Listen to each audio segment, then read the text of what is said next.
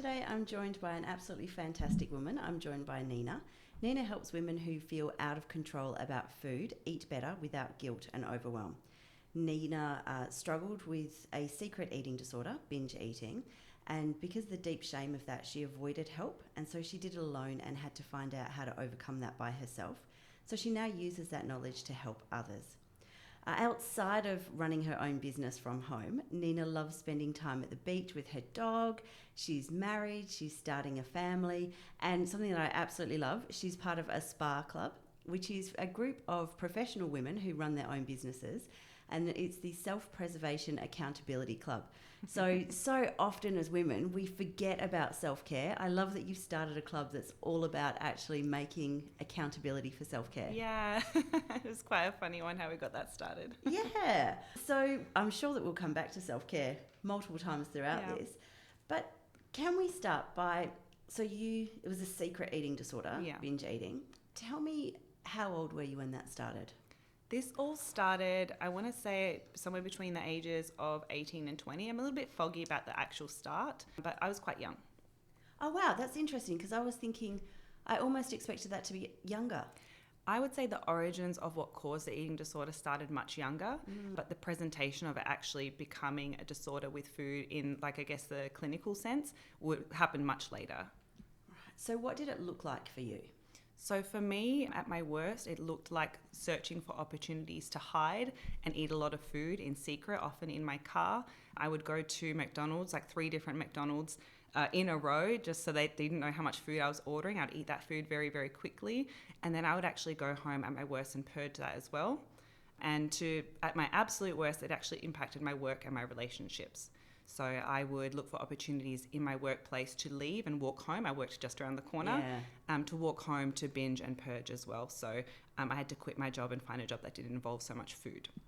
Oh, wow. And it's not funny, but it's funny that you say that you went through 3 different McDonald's. Because the 14-year-old that's standing at the drive-thru would, they'd be judging. I don't know how many people you're going.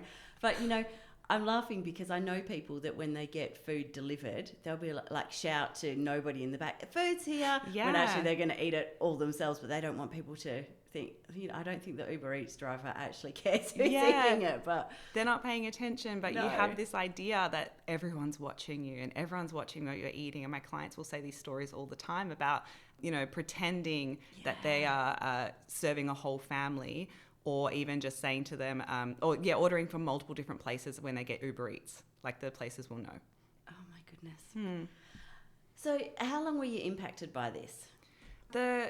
From the start of struggling with food and body, right up until, I guess, I would consider myself, healed from the eating disorder point of view, I would say that was probably about 4 or 5 years.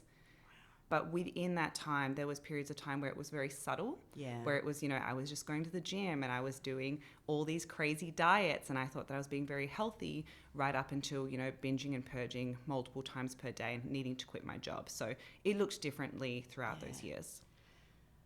Surprise, surprise, I'm going off on a tangent already. But do you think that we're still seeing the same fad diets that we saw? I have no idea how old you are, but fad diets when I was sort of 17 to 20 were huge. So I don't know whether or not you would know, like the cabbage diet, and there was like a bone broth diet, and all of these things that everybody, like, people were so skinny, and yet for some reason we felt like we needed to drop another 5 kilos. Yeah. And we lived on cabbage soup. It was wild. I know. It was crazy. Do you think that those types of things still exist? Oh, absolutely. But they're just rebranded at the moment as like a wellness thing. So back in, the 90s, the 2000s, it was the cabbage diet. It was the Dukan diet, for example. Yeah. And now it's the keto diet and the carnivore diet. Juice cleansers, that sort of stuff. It's all the same stuff. Diets come in cycles, just rebranded as this healthy wellness thing now, rather than being very, very skinny. Yeah, right. If anybody's listening and you're considering doing the cabbage diet, don't. Just don't. Oh, I imagine it would be very stinky around you and you'd have a lot of gut problems. I've heard some horror stories there. Oh, yeah. The one I did was the lemon detox diet. Definitely do not recommend. It's like lemon and cayenne pepper. Very grumpy, very unwell. Just don't do it. Do you know what? Just don't do it. Any of the fad diets, just don't do it. Yeah. But there's a reason they taught us about the food pyramid at school. Yeah. Yeah. So how did it all start? I was thinking about this actually, and the origin story of an eating disorder is often so complicated that you can't find a specific pinpointed, a moment that it happens. However, if I had to pick one, I would say I remember being in the change room one day, and I was wearing leggings, and I was in this horrible, harsh down lighting, as you see. Oh. And I saw cellulite, shock horror. I think I must have been somewhere around 18. Shock horror. I saw cellulite through my leggings, and I was mortified. And then I saw a video of myself that same day from the back, and I was looking for this cellulite, and lo and behold, I found it. And so I was like, I'm going to get really healthy. I'm going to start exercising. I fell in love with exercise, and I got a personal trainer. And I'm not going to blame him, but he did say to me, he was like, you know what, you would be great as a bodybuilder to go on stage one day. And he introduced me to the world of bodybuilding. So a lot of focus on body, a lot of focus on controlling the shape and the size of your body, and a lot of focus on food.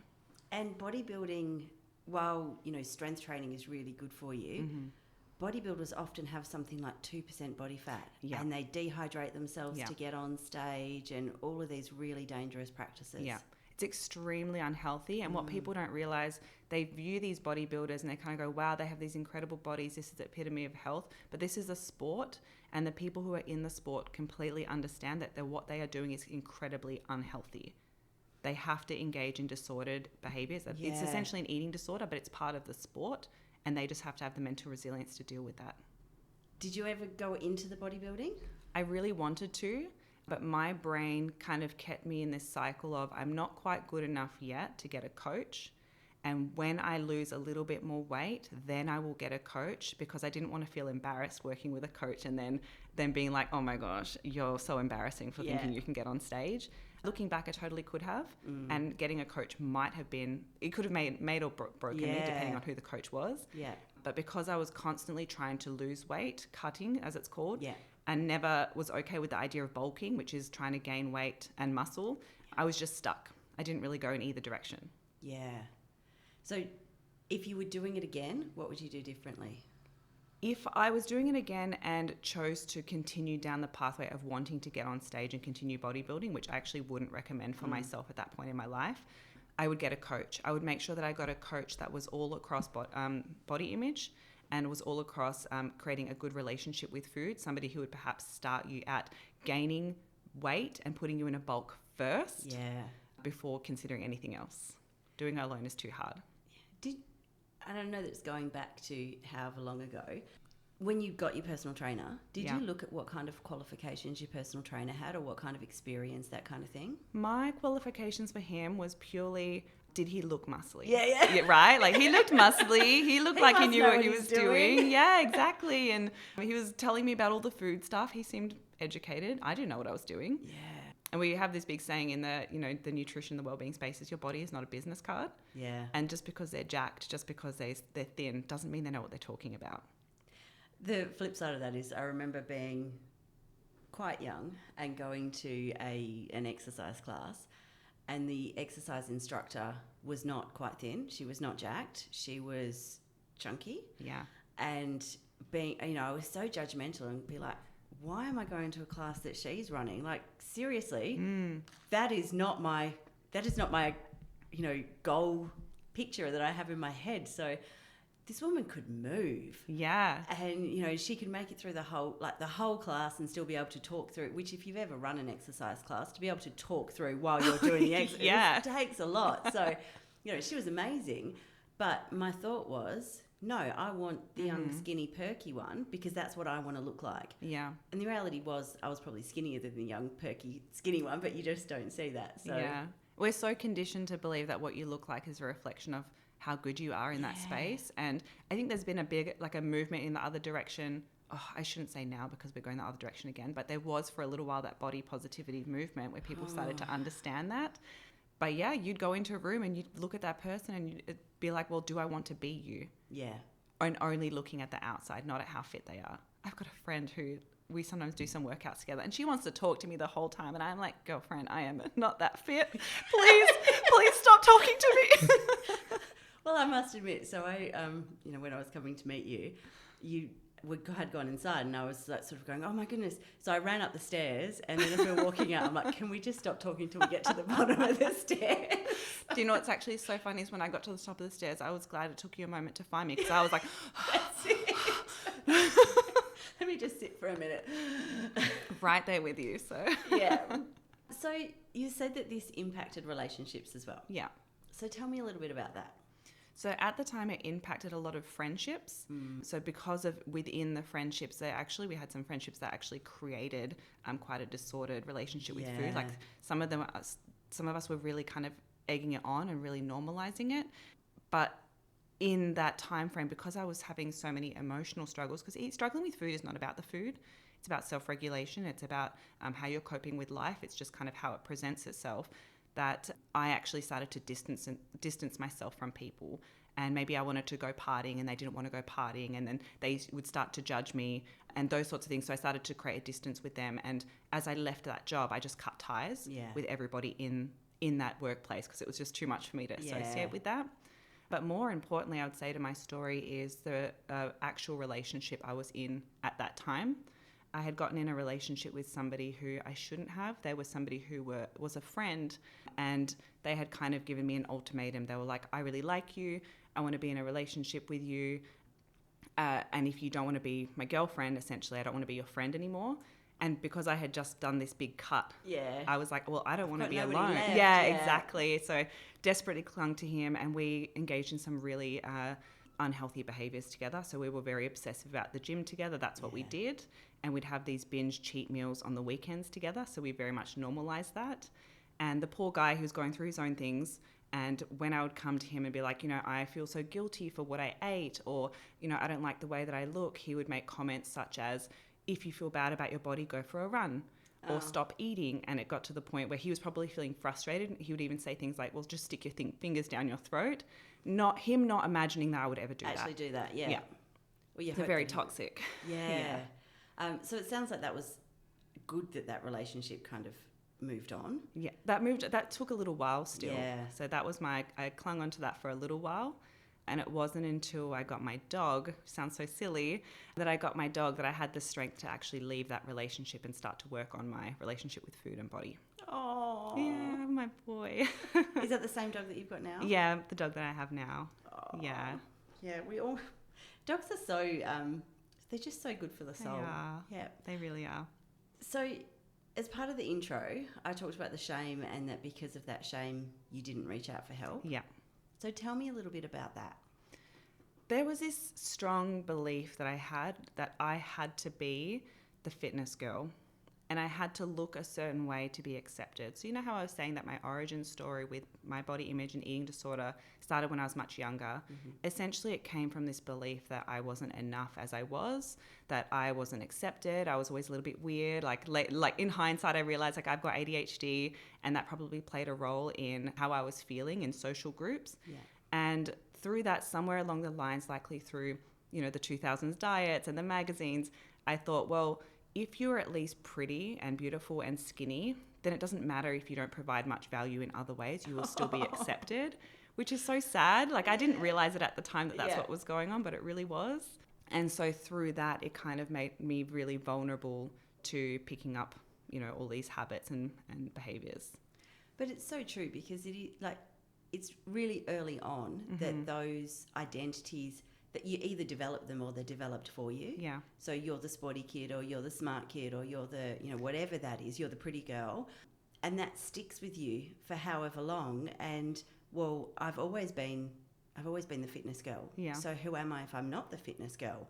How do I break out of that? And how do I go about rediscovering who I am without this label that I've had for however long? Yeah. The thing is, for me, I was never the fitness girl. I was the dorky, nerdy, weird girl who sadly actually got bullied quite a lot for being the ugly girl. So I call myself a bit of an ugly duckling. And I reinvented myself at some point. I was like, I could become the fitness girl. Yeah. Everybody loves the fitness girl. But I just, I like being active, but I just don't love the gym that much. Like now that I'm out of it, I'm like, that's just not me. Yeah, I have a gym membership. I love the beach. I love hiking. Yeah. I do love to be active, but you know, I just don't love the gym like I would have to be in bodybuilding like I thought I wanted to be. So after you kind of worked out that maybe being the fitness girl wasn't right for you, Yeah. how did you go about making change? How I went about making change was quite dramatic. So because of this shame that held me back from getting support, I had to basically reinvent myself. And the way that I reinvented myself, I wouldn't necessarily recommend to my clients. I like to do this in a much more gentle way. I just decided I didn't care anymore. I decided that I just didn't want to revolve my life around being skinny anymore. And I went really extreme. And I'm about to say something very fat phobic, but I basically just decided I'm allowed to be fat. This isn't fat phobic at all, but at the time, it wasn't coming from like a loving place. It was coming from it's like, I'm allowed to be fat. I'm allowed to be disgusting. I'm allowed to be gross and ugly and all these terrible things. That's probably a little bit fat phobic. Yeah, exactly. So I just want to be clear, these are not my beliefs, but at that time, I just went through this, like, I'm allowed to be a terrible, horrible person that I believe that I am, and I'm allowed to live my life. And I just don't want to be miserable anymore. So I'm going to find a way to be all of these terrible things that I was so scared of and live a happier life. Which, again, I don't recommend doing it that way. So I did originally try to reach out for support. I got as far as speaking to a doctor. And that I can still remember, like, the sweat dripping down my back. I was looking at my hands. I was trembling. And I asked him for a recommendation to see a dietitian.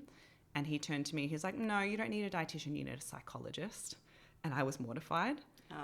And I got as far as calling the office to tell them what was going on. And then I was like, no, I am not crazy. There's nothing wrong with me. I just need to eat better, or I just need to change my life. And that was what kind of transitioned me into doing that. And just as a quick side note, that's why I wanted to be a dietitian in this space, because I feel like it's like it feels gentler for people who are not ready to accept that they have an eating disorder. It feels gentler to go to a dietitian, for them to gently be like, hey, this isn't actually normal. It's not normal to feel this way, to think this way, and this is what you need to kind of get out of that. Do you think it would have been would you have heard that message from the doctor more readily if he'd gone, I'm happy to give you a referral to a dietitian. I'd also like you to consider seeing this psychologist. Yes, you know, absolutely. Because exactly what you've just said, what you're experiencing isn't, you might need some additional support. Yeah. Here's where we can actually reach out and get some additional support. Yes. So you didn't hear the message of, I'm crazy. Yes, yeah. I needed to hear, I believe you that it's about food, and I believe you that food will help. Here's a dietitian because that's what you asked for, and this is what you understand. And would you consider also seeing a therapist? And I probably would have said no at first, but the dietitian would have been able to convince me. But yes, basically, if he had been more gentle with sure, of course you can see a dietitian. I'm going to transfer you to an eating disorder dietitian, somebody who specialises in problems with food, and consider seeing a therapist as well. I would have gone down that pathway. It would have been a very different experience for me. And that's so hard, isn't it? Because GPs, they know a very little bit about some stuff. Yeah. And most GPs probably have never actually... They wouldn't even know that there are eating disorder specialist dietitians. Yeah. Honestly, when I think back on it, I actually think my GP did very well because I came in and I gave very little, and now I can see he actually went straight through the tick boxes of where to send me. Yeah. And a lot of my clients will come to me and they don't have that experience with doctors. They will be like, oh, why don't you just try the keto diet, or why don't you just try such and such? And I think that's because I've come in a smaller body. And if I'd come in a larger body, I likely would have had a very different experience. And, we sort of joke about it, but it's really not funny that it doesn't matter why women go to the doctor. It's probably because of your weight. Makes me so angry. And so we joke about it because it's either you might want to lose some weight or have you considered going on the contraceptive pill? Yeah. So, yeah. Do you know what? I think there's probably more to women's body than those two being the only solutions. Oh, absolutely. It's infuriating the amount of times I have women who actually have an eating disorder care plan who will then go like they'll be doing so well, then they'll come to me and they'll be a mess again because their doctor was like, oh, I know that you're in eating disorder treatment, but like, have you considered losing weight? Like, wow, really? Really? That's what you're going to come up with? Genius. Makes me very angry. I know we laugh about it, but it's awful. It's really bad. Terrible. It's really terrible. And I can soapbox about it for hours, but I have to laugh because otherwise I will soapbox for hours, and it angers me to my very core. Yeah. And, it's going off on a sidetrack as well, but men go to the doctor and it's, this is serious. We've got to do these tests because men don't go to the doctor. Yeah. As somebody who doesn't go to the doctor, I go to the doctor. You probably need to lose some weight. It'd be like you have an eye pain. In my placement, I was in a hospital placement, and I was sent to this person. And for me, it's very important that the first thing I ask them when I go in is, do you know why I'm here? Yeah. Did you ask for me? Yeah. Is there any reason that you think that I'm here? And I spoke to this woman, and she's sitting there in front of me, and she had no idea why I was there. And I was like, well, what are you in here for? And she was in there for eye pain. I was like, do you have diabetes? Nope. She had got an injury to her eye, and I was sent in to give her a weight loss consult. And I was like, I was sent here to give you some dietary advice. Are you interested? And she was like, not really. And I was like, yeah, fair enough, man. Like, you're dealing with a sore eye. You're in hospital. I'm not about to sit here and tell you to eat more vegetables. Like, this is the least of your worries. And I was like, so sorry. I won't bother you again. Ridiculous. It's not. It's not funny, but it's just so ridiculous. You have to laugh. Yeah. But poor woman. She took it like a champ, though. We both rolled our eyes together. I was like, I'm so sorry. I won't bother you again. But if you want me, I'm happy to chat to you. Yeah. And it doesn't have to be about weight. It can be about anything you're interested in learning about. That is absolutely terrible. It's terrible. Yeah. Our system is... our system's still broken. Yeah. So I was just thinking back to when you were saying about, you were working and you were going home, like at lunchtime to... Yeah. Were you living with your parents at the time? So I was living across the road from my parents. I had just turned 18 and I was very rebellious, and I was like, I am moving out across the road. So it wasn't completely abnormal for me to come home on my lunch break, because I was living my life like a maniac at that time. Like, I would wake up early, I would go to the gym, I would start studying early at work. I'd go for the morning shift, and then I'd work the whole shift. I would then come home, clean my house, cook, prepare dinner, to then continue working, continue studying. And I lived my life basically on this treadmill of just go, go, go, go, go. So it wasn't completely unusual for people to see me coming in and out at weird times. Yeah. So I could get away with it. Well, because that's sort of like, how do you go about hiding, particularly when you're starting to purge and things like that? But if you're living by yourself, that makes it much easier to be able to... There are also, I don't want to give people ideas or anything like that, but the way that I hid it, actually it comes with a story, so I will tell it. The way that I hid it was I would purge in the shower, and I was very particular about foods that were easy to purge in the shower. So ice cream. Push chunks down the drain. Yeah, exactly. So there's more to this story. So I was dating a plumber at the time, so that comes into the story. And basically, I did at some point move back in with my parents while I was still with him, and I still had this eating disorder. So the shower was the only way to go. And my McDonald's trips were usually ice cream. Ice cream, easy to eat, easy to purge. And the problem was that it wasn't always only ice cream. And at one point, the shower drain started to smell. Oh. And it got clogged. So I'd purged in the shower and it got clogged and it didn't go down. And I then had to call somebody and be like, hey, plumber boyfriend who kind of has some inkling of that I'm not well, this is what's happened. How do I fix it? Please don't judge me. He told me how to fix it. And in that moment was a bit of a moment for me to realize, I'm so scared of somebody finding out. This has to stop. Yeah. That would be my worst nightmare, explaining to my parents why there was bits of salami in the shower drain.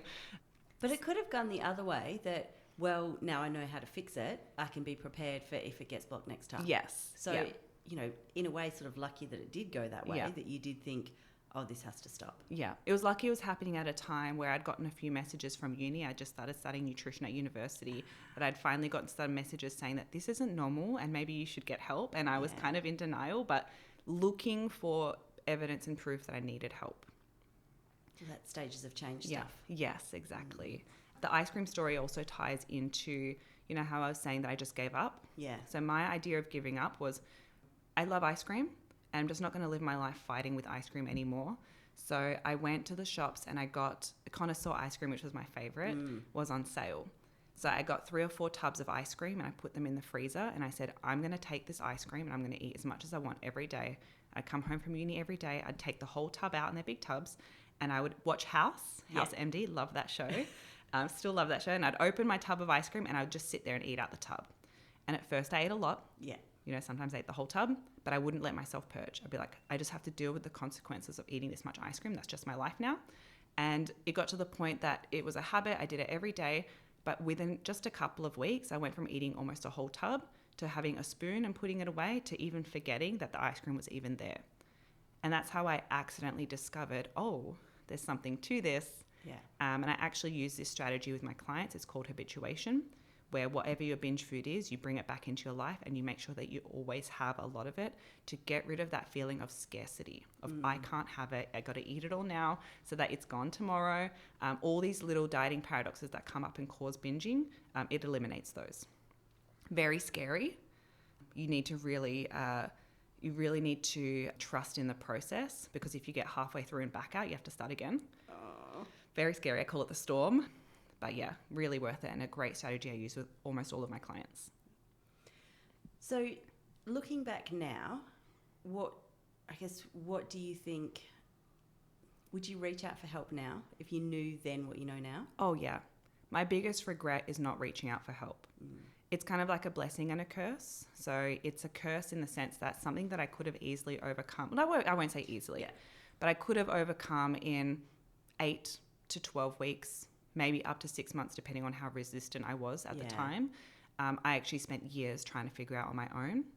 But a blessing because I did so much research, reading, exploring, trial and error, that I really get it. I really understand it. And a lot of my clients will say to me, like, I feel like I can really trust that I can tell you everything, all my deepest, darkest things, because I feel that you get it. Yeah. And I'm like, yeah, I've been there. There's nothing you can say that will shock me. Have you had fears that you'll go back there? Not for a long time. The reason I don't have fears is because the foundation to me overcoming my binging was to deal with my fear of gaining weight. And ultimately the consequence of binge eating, the biggest fear for me was the weight gain. Yeah, right. And so in my head, I'm like, even if I do binge tomorrow, I trust that I'm going to be okay, that I'm going to be able to handle it. And even if the binging continues for a significant amount of time, I know exactly what I'm going to do. I'm going to go to a dietitian and be like, hey, this has come back. Don't really know what's going on. But I thought I'd get some support while I go through it. And that's what I say to my clients as well. The goal isn't to never, ever binge again, although that usually is what happens. Yeah. The goal is to not fear a binge. You got this. It'll happen. You're like, oh, that was weird. Yeah. Anyway. Because with getting married, that's often a time where eating disorders can raise their ugly head again, and then fears of it when people are having babies. Yeah. And how's that going to impact you? So you were fine with the whole making sure you fit into your wedding dress. You didn't go down any awful rabbit holes with that? I didn't go through any awful rabbit holes, but I'd be lying if I said it didn't affect me. And it was I actually used it as a really interesting learning experience for me, because I was like, even though I've overcome this, the fear of fitting into a wedding dress is real. It's not just an arbitrary of, I want to fit into my dress. It's like, that's thousands of dollars. And I really need to fit in that dress. Yeah. And I made the mistake of, I went in winter, and I tend to gain a bit of weight in winter and lose weight in a bit of summer, just naturally. And so I went in winter and I was like, oh, just make the dress half an inch smaller, because that's really standard for me and I want the waist to be cinched in. Yeah. And so then when I didn't lose weight for summer naturally, and I refused to get on the losing weight on purpose for my wedding train, I started being like, should I purposely lose some weight? But then that's going to be clashing with my values. And I was really... Also, how much is this? Yeah, I know. I don't want to have to buy a new dress. But I just said to myself, at the end of the day, I can always last minute, even though I don't agree with it, you can always go on a crazy fad diet for a couple of weeks if I absolutely had to squeeze into the dress. I know it's possible, and I would have to just deal with the repercussions afterwards. But I trusted that I could be okay and come out the other side. So that was an interesting learning experience, and I've actually worked with a lot of women since then around that pre-wedding relationship with food. And while I think it's great to get support in that time, please try to get support before that time, because it's extra hard, It really is. Yeah. And so many women are so determined they're going to drop 3 dress sizes for their wedding dress. And I hear crazy stories of people actually buying dresses 3 sizes smaller. My clients still do it. I'm like, please don't. And then they do it. I'm like, okay, well, we're just going to have to play it by ear, and we might have to do an emergency cut that goes against all of my values and all of our work. But we'll see what happens. Well, lots of women go out and buy a dress 3 days before the wedding. Yes, so. yeah. Thankfully, that hasn't been the case with my clients yet, but we always find a way in the end. But do you know what the sad thing is about that? All these women will go on these crazy diets to fit into this wedding dress, and then they'll fit into it for a couple of months, and then they'll never fit into it again. They can never put their dress back on. Yeah. And then they will spend the rest of their life going, this was the best version of myself, the prettiest, the skinniest, whatever it is, and be comparing themselves to that even 20 years later, and that will be their goal weight. And I have to sit with them and remind them, what were you doing to get there? Were you happy or were you stressed? Was the amount of exercise you were doing then actually realistic right now? They're like, no, I've got 3 kids. I can barely have time to wash my hair. Shower. Yeah, like I can't even poop in peace. I'm like, well, that's just not realistic for you. And I'm like, are you willing to eat nothing but bloody potatoes 3 times a day? They're like, absolutely not. I'm like, well, you just can't have it all. Yeah. You have to do one of the things. And the other thing is that whoever it is who you're marrying, they fell in love with you for who you are, not because you were 3 sizes smaller. Yeah. And also, people just...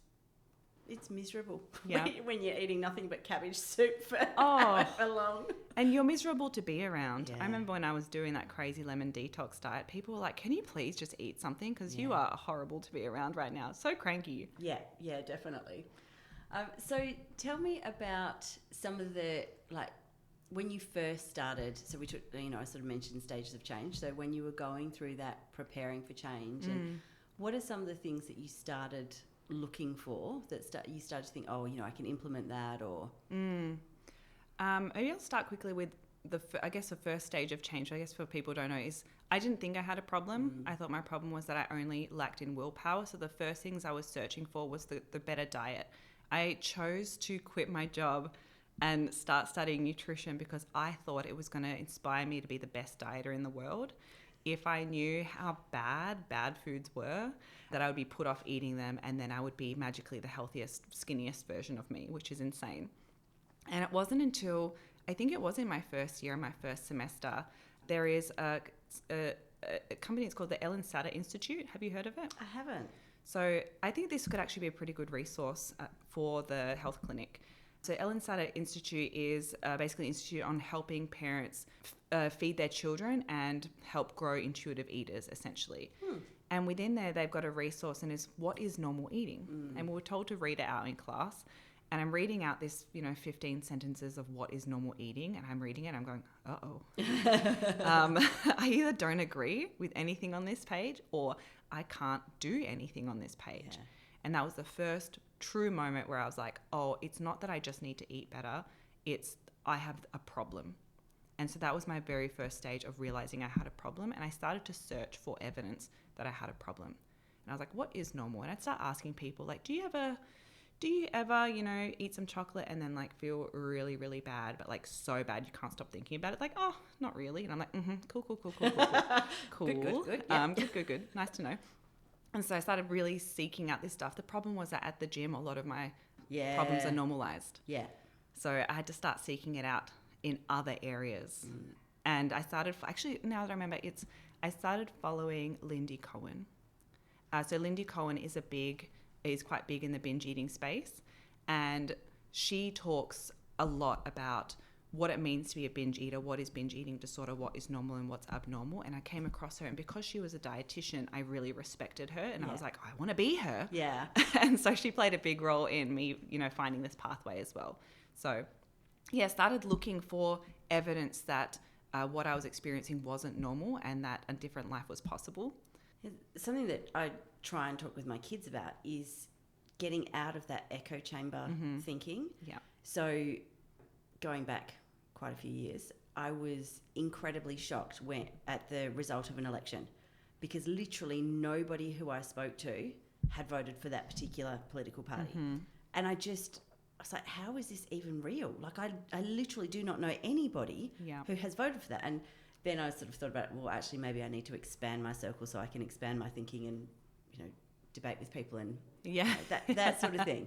But then I had a similar conversation with my eldest daughter the other night when she was saying, but I don't know anybody who would, I'm like, no, that's because that's echo chamber. Yeah. Where when you surround yourself with people who think the same way, when you go, is this normal? They're going to go, yeah, of course that's normal. Yeah. So if you're only asking people at the gym whether or not they eat chocolate and then feel guilty about it and obsess over it for 100%. however many hours, yeah.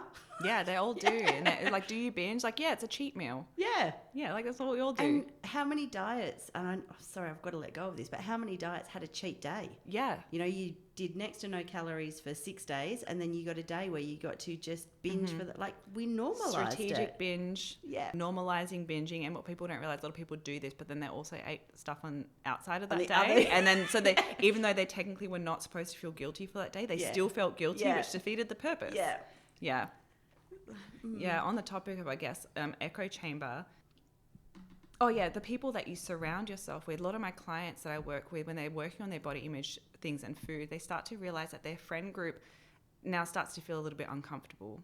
And so I'll always ask them, like, do you have people in your life where dieting and body is not the main focus of conversation? And quite a lot of them will sit there and be like, oh, I guess not. They've normalized hating their body, saying bad things about themselves, being obsessively dieting. And I'm like, there's going to be a part of your transition that's going to be very difficult, where you're not going to feel like you fit in this group. And you'll need to decide whether you need to separate from this group or be an advocating voice and change the narrative. Yeah. And it can go either way. Sometimes they change a narrative, and then sometimes their friends will start to see me, or they will start to grow, and then they get this really a sense of feeling quite powerful and feeling inspired at being that advocate. Or sometimes they just end up having to find new friends, and that's really hard. Yeah, most definitely. What's the saying? Something like you're the sum total of the 5 people that you spend most time with. Yeah. So if the people that you spend most time with are also obsessive about negative thinking about their body, it's really hard to be the only person who's trying to step away from that. So, you know, surround yourself with the people that you want to be. Absolutely. But that's so much easier said than done. Oh my gosh, yeah. It's so hard making friends as adults, and it's especially hard when, you know, coming back to, you know, your husband, your future husband is going to love you for the version you are now. Yeah. I wish that was true for everybody. You know, you hear some really sad stories about this person who could have progressed quite significantly in their eating disorder, binge eating, body image journey, but their partners are constantly making these horrible comments that is basically, it's not an imagination in their brain that their partner says they're going to leave them if they gain weight. Yeah. Their partner is literally saying, I don't want to be with you if you gain weight. And if this is something that you're experiencing, if you're listening along, something that's really important to ask yourself is, do I want to be with somebody whose love is conditional to the way that I am, the size of my body, my shape, that if I went through parenthood or illness or sickness, that I will suddenly be less than or not good enough for them? You don't want to have to fight to be worthy for your partner in that way. You really don't. And it's easy for me to say, but it's really hard to actually walk away from that, particularly if you've built a life with that partner and haven't known anything else. Yeah. So, you know, when you talk about the sum total of the 5 people you spend most time with, if one of those is your partner and you've had those negative messages, that's incredibly difficult. Yeah, you lose, not losing everything, because you got the potential to gain. But it feels like it. It feels like you're losing everything in that Yeah. moment. And that's why, you know, with my relationship, I felt like I was losing my friend circle, my identity of being the fit girl, everything. That's why I had to have my dog and be like, well, I guess I'm the crazy dog lady now.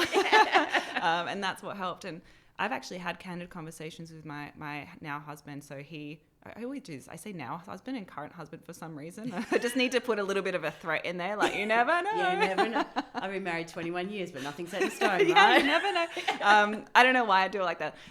But I've had a few candid conversations. So when he met me, I was still doing a lot of that work and coming out the other side. I had to have a candid conversation with him a couple of years in, saying, hey, I'm currently through a journey of learning boundaries, and you're going to hear no from me more often, and it's going to cause conflict. And it did, but he took it like a champ, because he is a king of boundaries. If anything, his no is a little bit too solid sometimes. He's got 100% off for stubbornness on like a work personality test, and he thinks he's proud of that. I'm like, no, that's not a good thing. I'm happy that you love yourself so much, but no.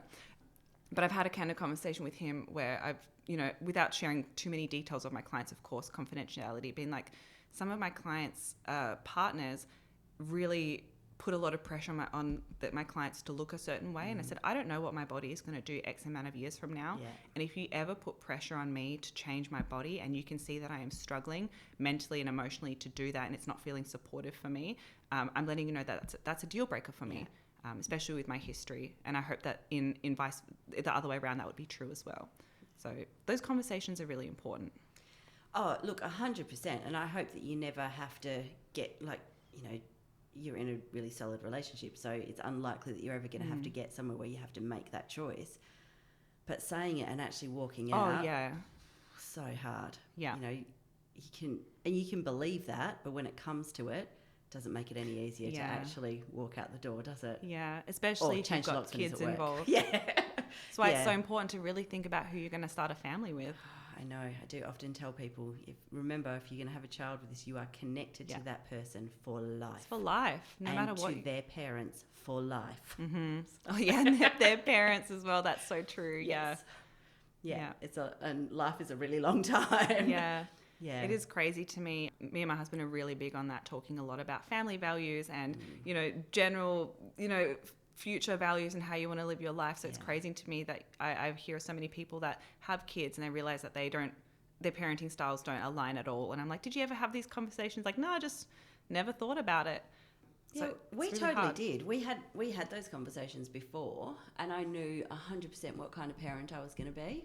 And I can tell you with 100% honesty, I am not that parent at all.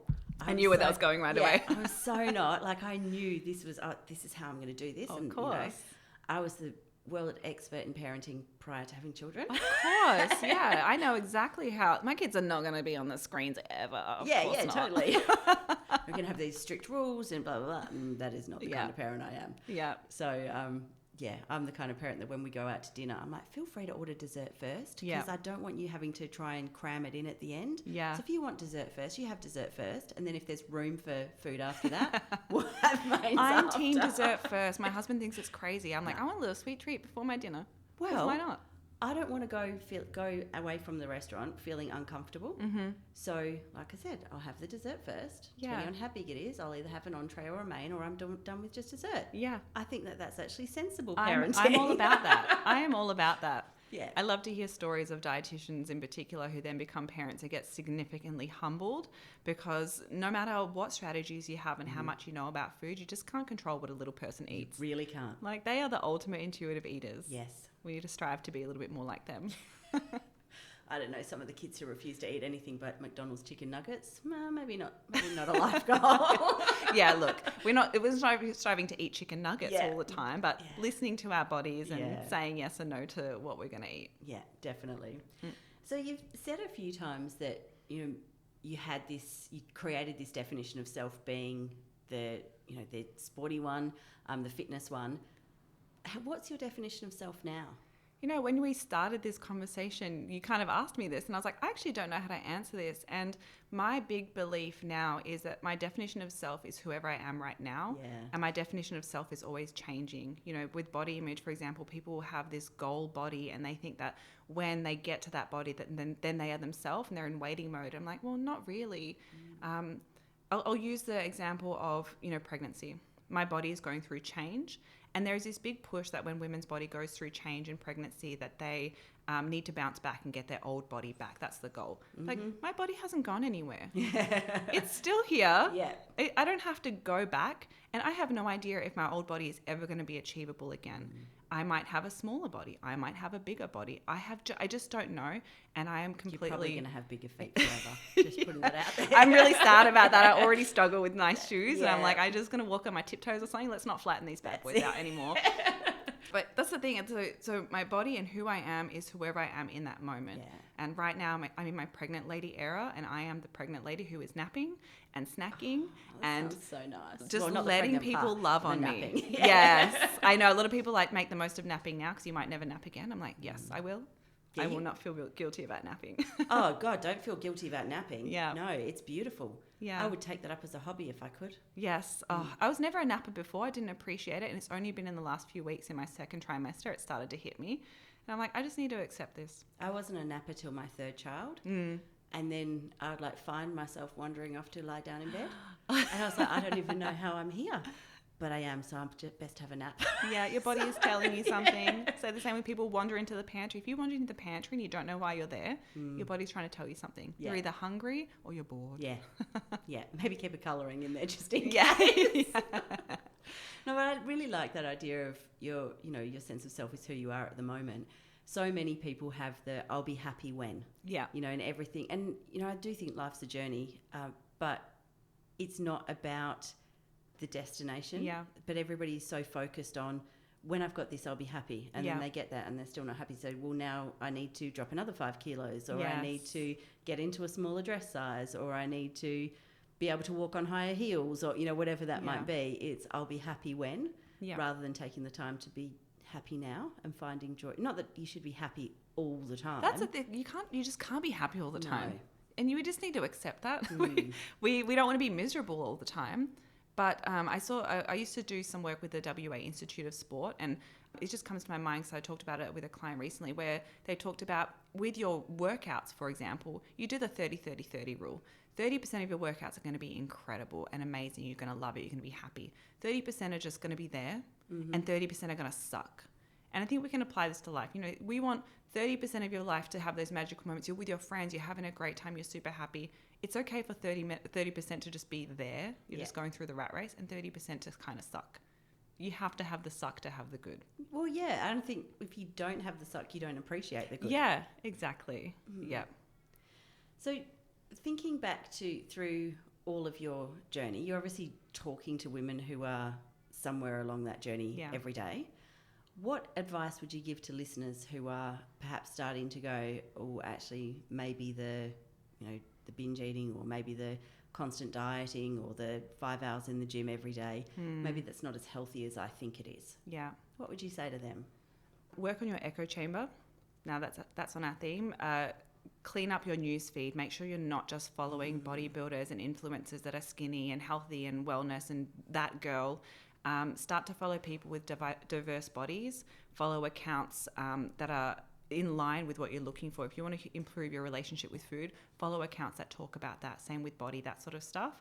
So that'd be my first thing. Work on your echo chamber. Start to get that data. I hadn't even thought about the social media algorithms that, you look at one and then all of a sudden it's just constant streams of it. You spend too long and you sneezed when the photo of a frog came up, and now your algorithm's like, you must just freaking love frogs. Yeah. And it's all frogs, and you're like, I don't hate it, but I don't know how I got here. And the same thing happens with dieting. Go through your newsfeed and notice. I think your algorithm knows you better than you know yourself sometimes. 100%. Yeah. So change your algorithm, change your echo chamber. Look for evidence that your reality, which you're not enjoying, doesn't feel good, doesn't have to be your reality. My next step is something that I actually can't teach people, that I say to my clients all the time. The one thing I can't teach you is wanting to change. Deciding that fighting is worth it, that the current life you're living, it doesn't have to be terrible. It can just be, I don't feel great in my body and I want to do better. Deciding that you're willing to do whatever it takes to change that, because change is possible. It's hard, but it is possible. It's hard, and so many people come believing, and I believe this for many years, that this is just who I am and this is just my life and nothing can change unless my body changes or whatever. And it wasn't by changing my body that I fixed that. It was by changing my mindset. I decided, rain, hail or shine, I'm this new person now, and I'm going to do anything it takes to get it. So deciding you want to change. And then from there is recognizing you don't have to do it alone. Get help. Find somebody who specialises in you. I've had a lot of clients that come to me and they're like, I followed you and I feel like you just tick, like you specialize in me. They'll come to me like, I have ADHD and I'm binge eating and I'm struggling with my body, and they just and they're like, I feel like you are for me. So do your research, find somebody, meet people, and you don't have to figure it out alone. But if you do, research. Maybe start with a bit of intuitive eating. I don't love that as a start, going solo down that path because it can end really badly, but research. Yeah. 2 things have come up, so I'm just going to ping them off. You said when you're starting to feel like this doesn't feel good, were there any times when you were in that binge eating phase that it did actually feel good? Yes. Especially at the start where you're going well with the restriction, because a lot of people think binge eating is the opposite of anorexia. It's a spectrum. It's actually it's not even a spectrum. That's opposite. It's not a spectrum. It's not the opposite side of the spectrum. It's the same condition, same disease. It just presents differently. So the parts where you're doing good, when you're stepping on that scale, it goes down. It's addictive. It feels high. You feel in control, especially when you're hungry and you've chosen not to eat. Yeah. It feels so good. It makes you feel in control, and it helps you deal with the chaos of your life. It distracts you. It makes your world small. When your world is hard and you've got 10,000 problems to deal with, when you narrow it down to one problem, I must lose weight. But it's one problem that you can you've Yes. actually got control over. Exactly. You have control over what you put in your mouth, when you put it in your mouth. That's it. Yes. Yeah. One problem, one solution. It feels much more manageable. Feels great. Binging itself feels great. I said you will never find something to replace a binge. Nothing will ever feel that good. But at some point, a binge will stop feeling so good. So there's no point being like, I'm going to take a bath and a walk thinking it's going to feel as good as a binge. It never will. You'll be in the bath the whole time being like, cool, well, I can't wait for this to be over So I can to eat that food. If you're feeling like that, it's not doing what it's supposed to be doing, right? It can feel really, really good, really powerful, and help you live your life and feel in control. But ultimately, you're out of control. Look at the moments that don't feel good and focus on that without, getting sucked into it and being like, everything is terrible. Just notice this doesn't feel good, and the good actually comes with a consequence. You feel in control, but you feel out of control. What is the flip side of the coin to that? And the other thing that came up for me when you were talking is about, change. And so change is possible, but it's also really difficult. Yeah. It's called the ADKAR model of change, which is awareness that there's a problem. Yeah. And then desire to actually change. Yeah. And then the knowledge of how to change, Yeah. the ability to change, and then a reward for the change. Yeah. So it's about following that process as well and going, well, actually, where am I on that? So, okay, I'm starting to be aware that there is a problem here. I'm thinking that I do actually want to change, but how do I change? That's where it starts, where you can reach out and look for help. Or now there's so much knowledge at your fingertips, but how do you make sure that the information that you're getting is actually healthy information? Yeah, that's a really hard one. I would say make sure that the information is coming from trusted sources and make sure that you're trying to make the correct change. So what I mean by this is often people think, the change I need to do is to go on another diet. Yeah. Make sure the change that you're trying to make is actually different to what you have tried and failed multiple times. So you always do what you've always done. Yes, You'll always exactly. get what you've always got. Yeah, exactly. The change you need is not another diet. Yeah. It's not another research exercise program. Yeah. It's nothing like that. You need to go, what is completely opposite or different to this, and what is supported by somebody who's in this space that, actually makes sense, is going to help me get what I want. So you might even, instead of Googling like how to stop binge eating, be like, how does an eating disorder dietitian recommend to stop binge eating? Something like that, getting more specific. On that topic of the cycle of change, the phrase I like to use is, I want to change, but I can't do it. So that's kind of that place where people get stuck, that pre-contemplation. So the contemplation. And the mistake people make in that I want to change, but I can't, is constantly just trying to take action too soon and the wrong action. So there's two models of change, just for people who are listening. So the ADKAR model, which is the one that I just talked about, and then, oh my goodness, it's been a long time. The theory of health behaviour change. Pre-contemplation, contemplation, preparation for action, and maintenance, and then relapse. Yeah. Okay, cool. I can't remember. Yeah, it's been a while. Yeah. Yeah. So it's again looking at what stage you are and knowing that relapse is normal. Yeah.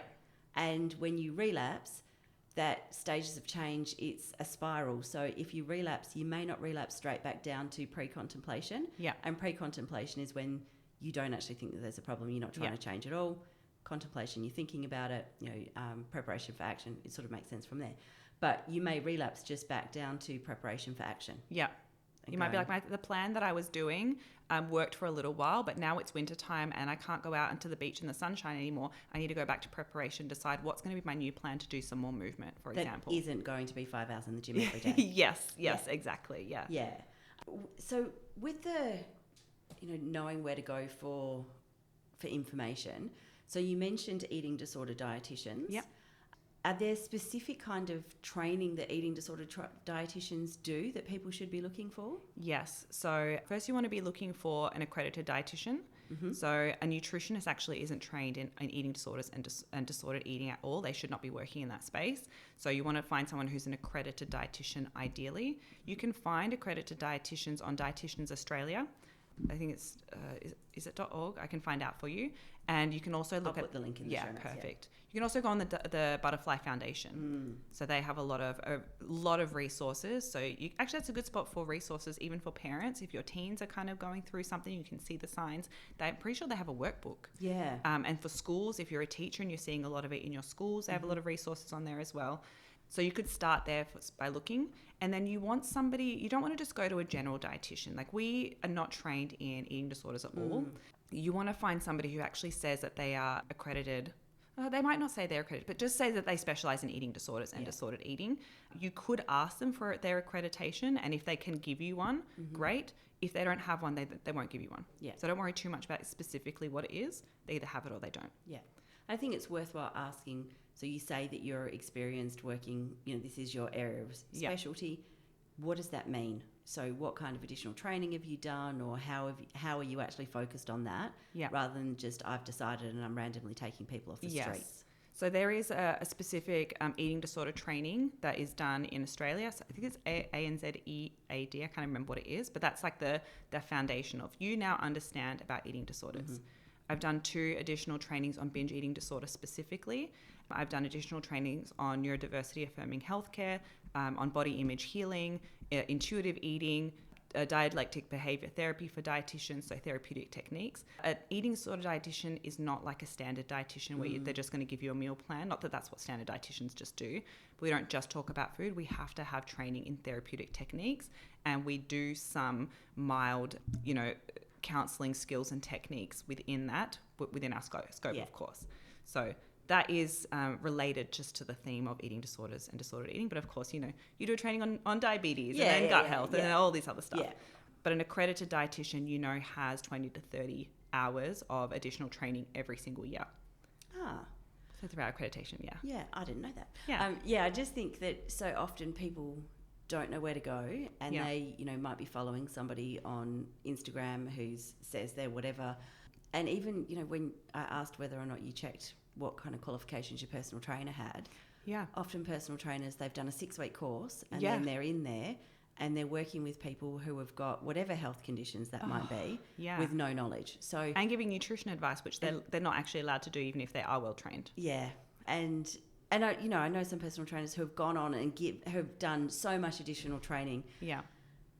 Find out what your expert is actually an expert in before you start putting your body at risk based on what somebody else thinks rather than what kind of research and evidence has gone into that. Especially your relationship with food and body. I don't want to bag out nutrition. There are also nutritionists who have amazing education and training, but even with a nutritionist, I would go somebody who specialises in what you do. Yeah.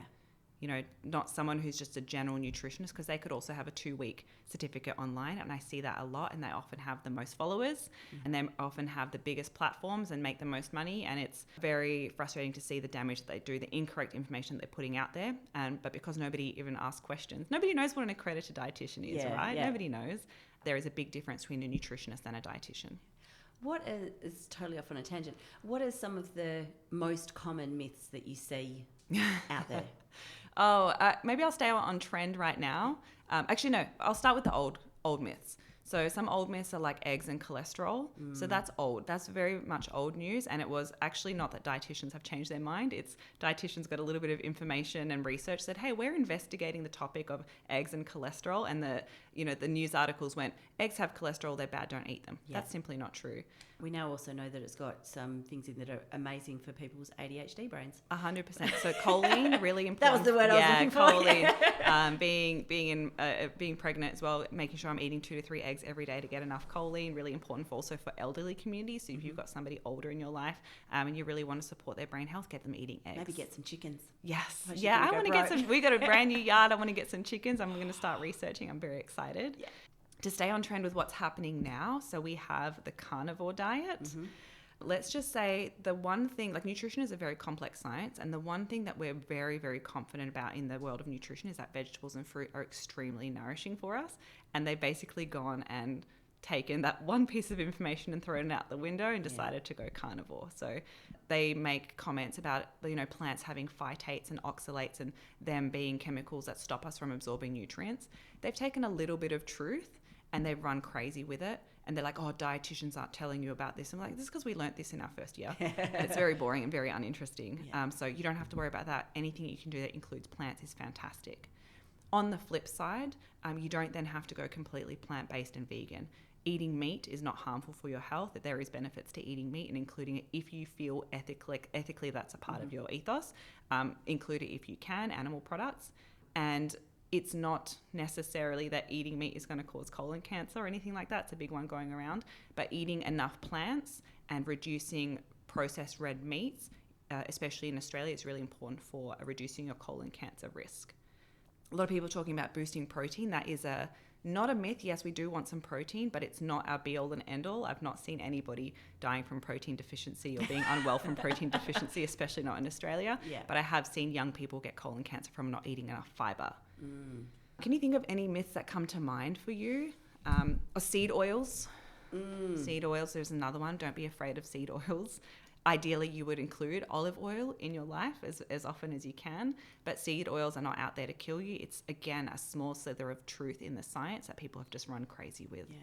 So you don't have to be fearful of that. Do you have any others that kind of come to mind?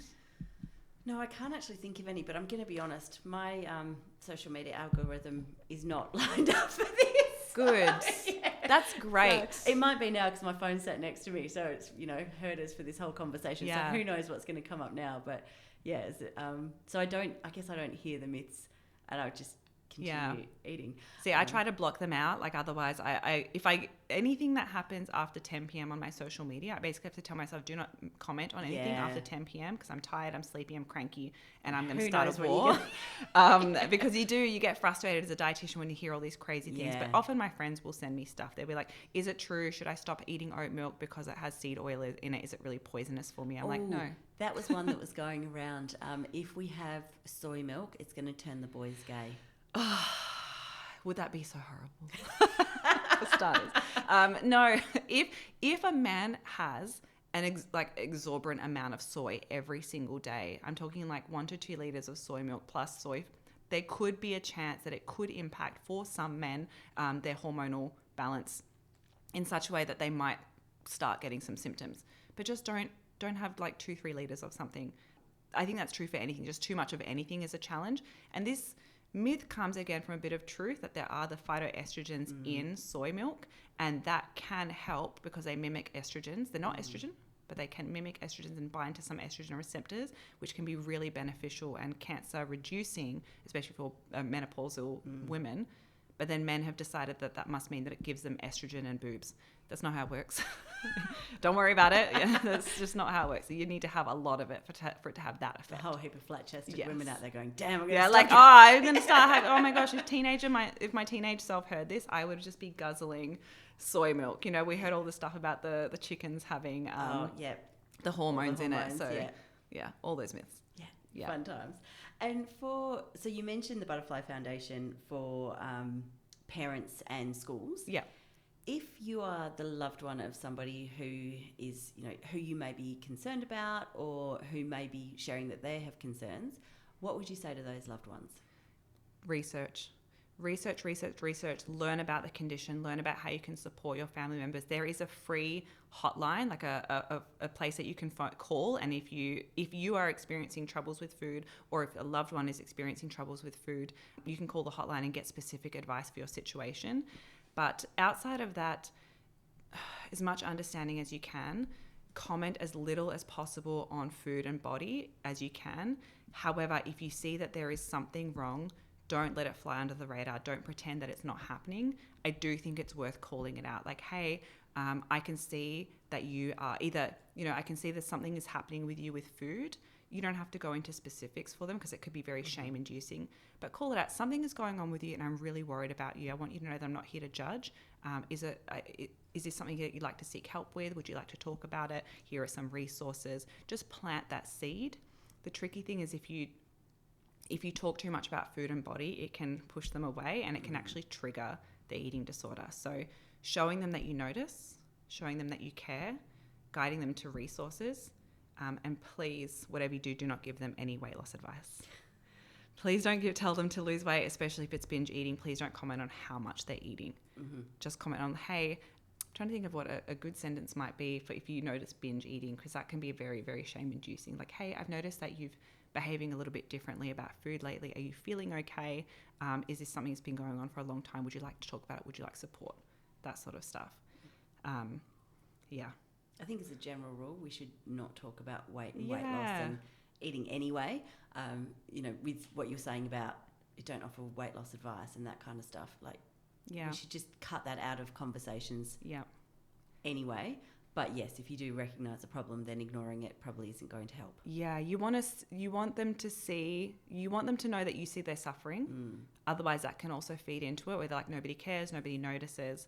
But you don't want to bring shame onto what it is.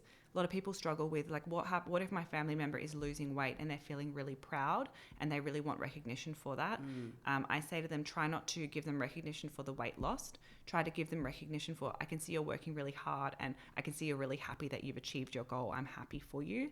And those sorts of comments, rather than specifically, you look good because you've lost weight. Because inevitably what happens is you then regain that weight.